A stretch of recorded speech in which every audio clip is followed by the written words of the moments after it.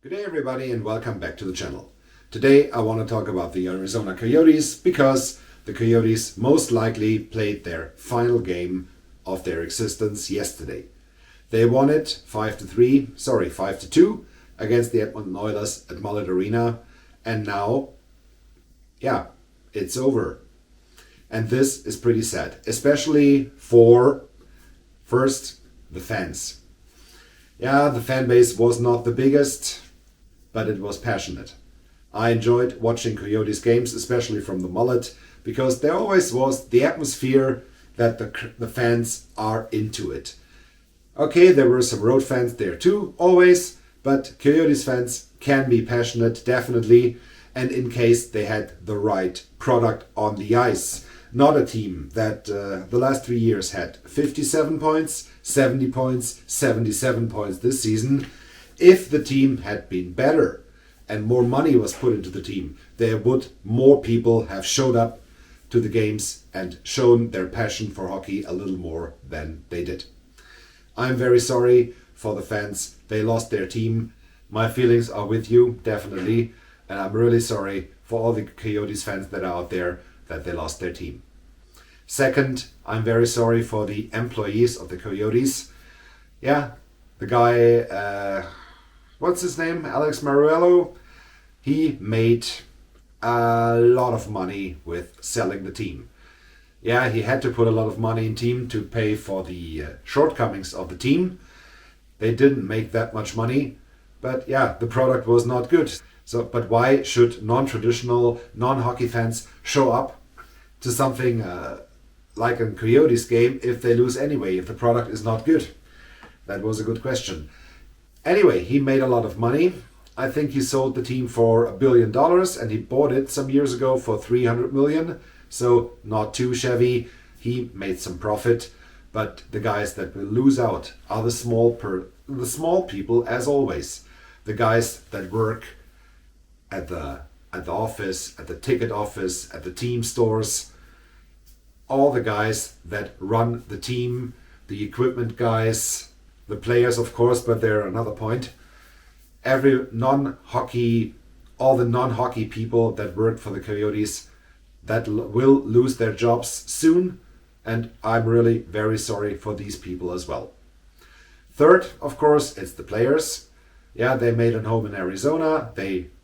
I think many of them signed a contract in Arizona because they wanted to be in Arizona, because living in the valley seems to be very, very nice. I've been there myself. I really liked it. Just came by there as a tourist, but the area was pretty nice. The climate is very comfortable, especially in winter. It's too hot in summer. You have to get out in summer, but in winter it's so beautiful and so nice to be there. Now all the players have to pack up their families and they have to go somewhere else. Most of them will go to Salt Lake City, Utah.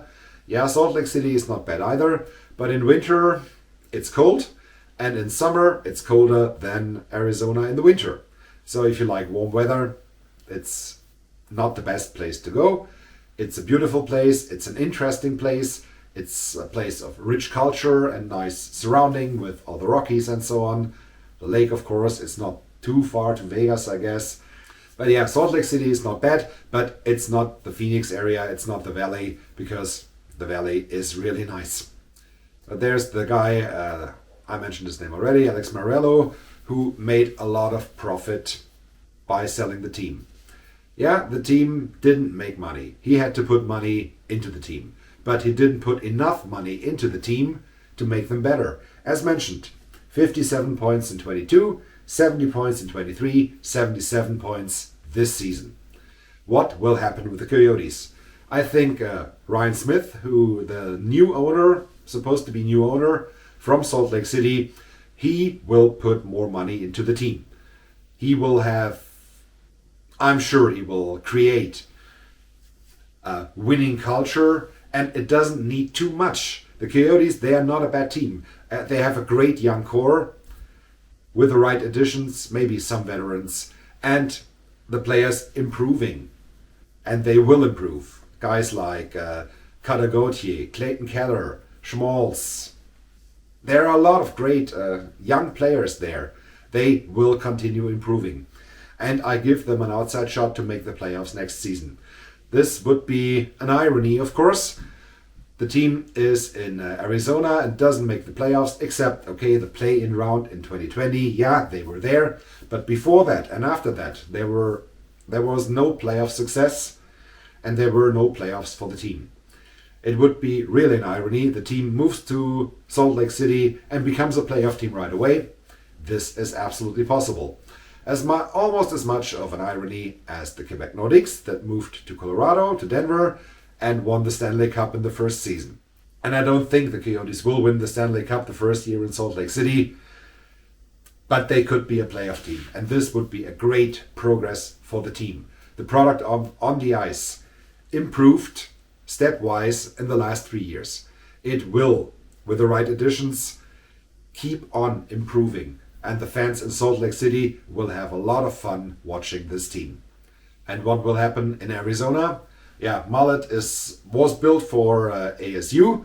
They will continue playing there. I don't know if they will move the Tucson Roadrunners, the AHL team, to Utah as well. Or will they stay in the Phoenix area or go somewhere else totally? I don't know. Maybe they split their home games between Tucson and Phoenix, but would that be good? I don't know. And hockey fans in Arizona, yeah, ASU is still there, and the hope that the NHL will come back with another franchise soon. But I'm sure you're all hoping the same as I do, that the new franchise will not be run by Alex Marillo. He didn't do a good job. All he wanted is gambling. Yeah, he's the guy that owns the Sahara Casino in Vegas.